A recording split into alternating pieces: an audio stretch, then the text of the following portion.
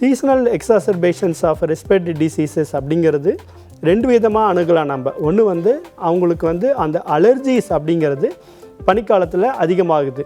ரெண்டாவது அவங்களுக்கு தொற்று அப்படிங்கிறதும் இந்த பனிக்காலத்தில் வைரல் இன்ஃபெக்ஷன்ஸ் போன்றது ஒருத்தர்கிட்ட இன்னொருத்தர்கிட்ட பரவுறது வந்து ரொம்பவே அதிகமாக காணப்படுது.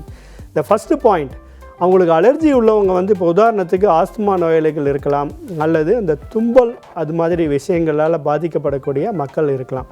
இவங்களாம் வந்து முக்கியமாக நிறைய பேர் என்ன பண்ணுவாங்கன்னா, ஆஸ்துமா நோயாளிகள் வந்து நான் நல்லா தான் டாக்டர் இருந்தேன், என்கிட்ட வருவாங்க, டாக்டர் அதிகமாகிடுச்சு, சரிங்க போன வருஷம் மருந்து கொடுத்தனே அதை வந்து கண்டினியூ பண்ணிகிட்டு இருக்கீங்களா அப்படின்னு கேட்டால், இல்லை டாக்டர் ஒரு மாதம் எடுத்துக்கிட்டேன், அதுக்கப்புறம் நல்லா ஆயிடுச்சு, நான் நிறுத்திட்டேன் அப்படிங்கிறாங்க.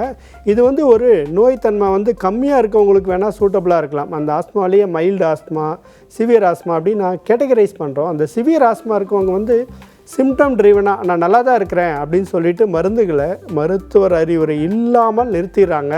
அவங்களுக்கு வந்து ஒரு தொற்றோ இந்த சீசனில் வந்து அலர்ஜியோ அதிகமாகும் பொழுது அவங்களுக்கு அதனோட பாதிப்பு ரொம்பவே அதிகமாகுது. அதனால் இந்த அலர்ஜி தன்மை உள்ளவங்க, ஆஸ்மா உள்ளவங்களாம் வந்து முக்கியமாக மருந்துகள் டாக்டர் நீங்கள் ரெகுலராக எடுத்துக்கணும்னு சொல்லியிருந்தாங்கன்னா அப்போ தயவுசெய்து நிறுத்தாமல் ரெகுலராக எடுத்துக்கணும்.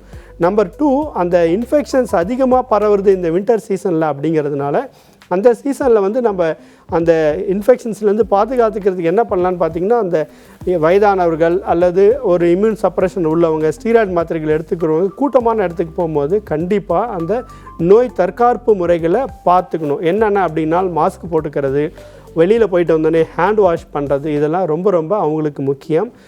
வயதானவர்களுக்கு நோய் எதிர்ப்பு தன்மை குறைவாக இருக்கவங்களுக்கு, நுரையீரல் நோய் பாதிக்கப்பட்டிருக்கவங்க வந்து மருத்துவர் அறிவுரைப்படி அடல்ட் வேக்சின்ஸ் இருக்குது. நம்ம நினைக்கிறோம் வேக்சின்ஸுங்கிறது வந்து குழந்தைகளுக்கு மட்டும்தான், பெரியவங்களுக்கு கிடையாதுன்னு நினைக்கிறோம். கண்டிப்பாக கிடையாது.